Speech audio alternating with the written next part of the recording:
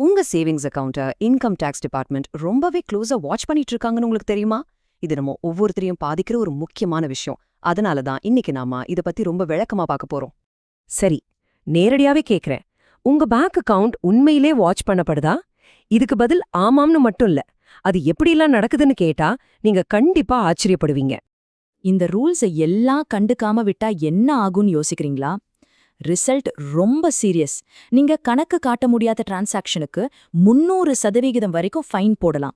ஆமாங்க, இது சும்மா சாதாரண விஷயம் இல்ல. அதனால தான் நாம ரொம்ப ஜாக்கிரதையா இருக்கணும். ஓகே, இன்னைக்கு நாம எதை பத்தி எல்லாம் பார்க்க போறோம்னு ஒரு குயிக் லுக் பார்த்துடலாம். முதல்ல கண்ணுக்கு தெரியாத சில டாக்ஸ் ரூல்ஸ், அப்புறம் நம்ம டிஜிட்டல் டிரான்சாக்ஷன்ஸ்க்கான லிமிட், அடுத்து கேஷ் டெபாசிட் பண்றதுக்கான ரூல்ஸ், அதுக்கப்புறம் ஃபிக்ஸட் டெபாசிட்கான லிமிட், கடைசியா இதுல இருந்தெல்லாம் எப்படி சேஃபா இருக்கிறதுன்னு பார்க்கலாம். சரி, வாங்க செக்ஷனுக்குள்ள போலாம். கண்ணுக்கு தெரியாத வரி விதிகள். இன்கம் டாக்ஸ் டிபார்ட்மெண்ட் கிட்ட சில குறிப்பிட்ட வகை டிரான்சாக்ஷன்களை ஆட்டோமேட்டிக்கா கண்டுபிடிச்சு ஒரு அலர்ட் அனுப்புற சிஸ்டம் இருக்கு. இது நமக்கு தெரியாமலேயே பேக்ரவுண்ட்ல வேலை செஞ்சுட்டு இருக்கோம். எல்லாத்துக்கும் முன்னாடி ஒரு முக்கியமான விஷயத்த நாம தெளிவா புரிஞ்சுக்கணும். அதுதான் ஃபைனான்ஷியல் இயர், அதாவது நிதியாண்டு. இது என்னன்னா, ஒவ்வொரு வருஷமும் ஏப்ரல் 1ஆம் தேதி ஆரம்பிச்சு அடுத்த வருஷம் மார்ச் 31ஆம் தேதி முடியற அந்த 12 மாச காலம்தான். நாம இனி பேச போற எல்லா லிமிட்ஸும் இந்த டைம் பீரியடுக்கானதுதான். இங்கதான் ஒரு சின்ன ட்விஸ்ட் இருக்கு. நீங்க ஒரு பெரிய டிரான்சாக்ஷன் பண்ணா இன்கம் டாக்ஸ் டிபார்ட்மெண்ட் உடனே நோட்டீஸ் அனுப்ப மாட்டாங்க. அவங்க உங்களை கேள்வி கேட்கறதுக்கு 3 வருஷம் வரைக்கும் டைம் இருக்கு. அதாவது நீங்க 2025ல பண்ண ஒரு டிரான்சாக்ஷனுக்கு 2028ல கூட நோட்டீஸ் வரலாம். சோ இதை நல்லா ஞாபகம் வச்சுக்கோங்க. ஓகே, அடுத்த செக்ஷனுக்கு போலாம். இது நம்ம எல்லாருக்கும் ரொம்பவே சம்பந்தப்பட்ட ஒரு விஷயம், டிஜிட்டல் டிரான்சாக்ஷன்ஸ். கூகுள் பே, ஃபோன்பேன்னு யூபிஐ இப்போ நம்ம வாழ்க்கையோட ஒரு பகுதியாவே மாறிடுச்சு. ஆனா அதுக்கு பின்னால இருக்கிற டாக்ஸ் ரூல்ஸ் பத்தி நம்மள எத்தனை பேருக்கு தெரியும்? இன்கம் டாக்ஸ் விஷயத்துல ஹை வேல்யூ டிரான்சாக்ஷன் அப்படிங்கிற வார்த்தையை நீங்க அடிக்கடி கேள்விப்பட்டிருப்பீங்க. அப்படின்னா என்ன? ரொம்ப சிம்பிள். அவங்க ஒரு லிமிட் வச்சிருப்பாங்க. உங்க டிரான்சாக்ஷன் அந்த லிமிட்டை தாண்டும் போது அவங்களோட சிஸ்டம்ல ஒரு ஆட்டோமேட்டிக் அலர்ட் போயிடும். இதுதான் உங்களுக்கு நோட்டீஸ் வரதுக்கான ஃபர்ஸ்ட் ஸ்டெப். அப்போ அந்த யூபிஐ லிமிட் எவ்ளோ? ஒரு ஃபைனான்ஷியல் இயர்ல நீங்க அனுப்புன பணம், உங்களுக்கு வந்த பணம், இது ரெண்டையும் சேர்த்து மொத்தமா 20 லட்சத்தை தாண்டிடுச்சுன்னா நீங்க அந்த ஹை வேல்யூ டிரான்சாக்ஷன் கேட்டகரிக்குள்ள வந்துடுவீங்க. ஆனா ஒரு நிமிஷம், இந்த 20 லட்சம் ரூபாய் லிமிட் எல்லாருக்கும் ஒரே மாதிரி ரிஸ்க் கிடையாது. நீங்க ஒழுங்கா ஐடிஆர், அதாவது இன்கம் டாக்ஸ் ரிட்டர்ன் ஃபைல் பண்றவரா இருந்தா உங்க வருமானம் என்னன்னு கவர்மெண்ட்டுக்கு ஏற்கனவே தெரியும். அதனால உங்களுக்கு ரிஸ்க் கம்மி. ஆனா நீங்க ஐடிஆர் ஃபைல் பண்ணாதவரா இருந்து உங்க அக்கவுண்ட்ல இவ்ளோ பெரிய டிரான்சாக்ஷன் நடந்தா அது ஒரு பெரிய ரெட் ஃபிளாக். கண்டிப்பா கேள்வி வரும். சரி, இப்போ நாம அடுத்த முக்கியமான செக்ஷனுக்கு வரோம். இது நம்மள பல பேருக்கு ஒரு பெரிய கவலையா இருக்கிற விஷயம், கேஷ் டிரான்சாக்ஷன்ஸ். அதாவது கையில பணத்தை வச்சு டீல் பண்றது.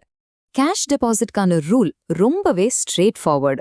ஒரு ஃபினான்ஷியல் இயர்ல உங்ககிட்ட எத்தனை பேங்க் அக்கவுண்ட் இருந்தாலும் சரி, எல்லாத்தையும் சேர்த்து நீங்க அதிகபட்சமா 10 லட்சம் வரைக்கும் தான் கேஷா டெபாசிட் பண்ண முடியும். இந்த லிமிட்டை தாண்டிட்டீங்கன்னா நோட்டீஸ் வரதுக்கு சான்ஸ் ரொம்ப அதிகம். இந்த 10 லட்சம் ரூபாய் லிமிட்ல நாம கவனிக்க வேண்டிய சில முக்கியமான விஷயங்கள் இருக்கு. 1, இது ஒரு முழு ஃபினான்ஷியல் இயருக்கானது. 2, இது உங்க ஒரு அக்கவுண்ட்டுக்கு மட்டும் இல்ல, உங்ககிட்ட இருக்கிற எல்லா சேவிங்ஸ் அக்கவுண்ட்ஸ்க்கும் சேர்த்துதான். 3, இந்த ரூல் நீங்க கையில பணமா கட்டுறதுக்கு மட்டும்தான். செக் இல்ல ஆன்லைன் டிரான்ஸ்ஃபருக்கு இது பொருந்தாது. கடைசியா ரொம்ப ரொம்ப முக்கியமானது என்னன்னா, உங்க பான் கார்டு உங்க எல்லா அக்கவுண்ட்டையும் லிங்க் பண்ணிடும். சோ எதையும் மறைக்கவே முடியாது. இப்ப சில பேர் என்ன நினைப்பாங்க, சரி நம்ம ஒவ்வொரு பேங்க்லயும் கொஞ்சம் கொஞ்சமா பிரிச்சு போட்டா கண்டுபிடிக்க முடியாதேன்னு. அது ஒரு பெரிய தப்பு கணக்கு. ஏன்னா உங்க பான் கார்டு ஒரே ஒரு நம்பர் தான். அது உங்க எல்லா பேங்க் அக்கவுண்ட்டையும் ஒன்னா இணைச்சிடும். அதனால நீங்க மொத்தமா எவ்ளோ டெபாசிட் பண்ணிருக்கீங்கன்னு இன்கம் டாக்ஸ் டிபார்ட்மெண்ட்டுக்கு தெளிவா தெரிஞ்சிடும். அடுத்து நம்மள நிறைய பேர் சேமிப்புக்காக யூஸ் பண்ற ஃபிக்ஸ்டு டெபாசிட், அதாவது எஃப்டி பத்தி பேசலாம். இது சம்பந்தமா ஒரு முக்கியமான ரூல் இருக்கு. இங்க நீங்க ரொம்ப முக்கியமான ஒரு வித்தியாசத்தை புரிஞ்சுக்கணும். நீங்க கையில கேஷா பணத்தை கொண்டு போய் ஒரு எஃப்டி போட்டீங்கன்னா அதுக்கும் அந்த 10 லட்சம் லிமிட் பொருந்தும். ஆனா உங்க பேங்க் அக்கவுண்ட்ல ஏற்கனவே இருக்கிற பணத்தை வச்சு, அதாவது செக், யூபிஐ இல்ல என்இஎஃப்டி மூலமா எஃப்டி போட்டா அதுக்கு இந்த மாதிரி எந்த லிமிட்டும் கிடையாது. ஏன்னா அந்த பணம் ஏற்கனவே பேங்கிங் சிஸ்டம்குள்ள தான் இருக்கு, அது கணக்குல வந்துடுச்சு. சரி, இவ்ளோ ரூல்ஸ், லிமிட்ஸ் எல்லாம் பார்த்தாச்சு. இப்போ முக்கியமான கேள்வி, டாக்ஸ் நோட்டீஸ் வராம எப்படி சேஃபா இருக்கிறது? அதுக்கு சில சிம்பிளான ஆனா ரொம்ப பவர்ஃபுல்லான ஸ்டெப்ஸ் இருக்கு. வாங்க இத ஒரு சிம்பிள் 3 ஸ்டெப் சேஃப்டி செக்லிஸ்டா பார்க்கலாம்.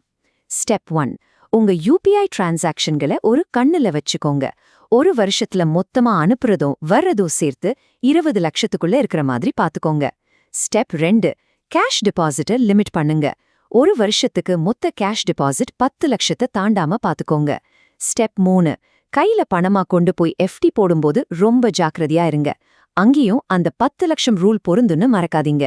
முடிவா சொல்லப்போனா இந்த ரூல்ஸ் எல்லாம் தெரிஞ்சு வச்சுக்கிறது தான் ஒரு டாக்ஸ் நோட்டீஸ் வராம நம்மள பாதுகாத்துக்கிறதுக்கான பெஸ்ட் வழி. நீங்க எவ்வளவு இன்ஃபார்ம்டா இருக்கீங்களோ அவ்வளவு சேஃபா இருக்கலாம். இந்த உரையாடலை முடிக்கிறதுக்கு முன்னாடி ஒரே ஒரு கேள்வியை மட்டும் உங்ககிட்ட விட்டுட்டு போறேன். உங்க அக்கவுண்ட்டுக்குள்ள வர ஒவ்வொரு ரூபாயும் வெளிய போற ஒவ்வொரு ரூபாயும் எங்கேருந்து வருது எங்க போகுதுன்னு அதோட முழு பயணமும் உங்களுக்கு தெரியுமா? யோசிச்சு பாருங்க.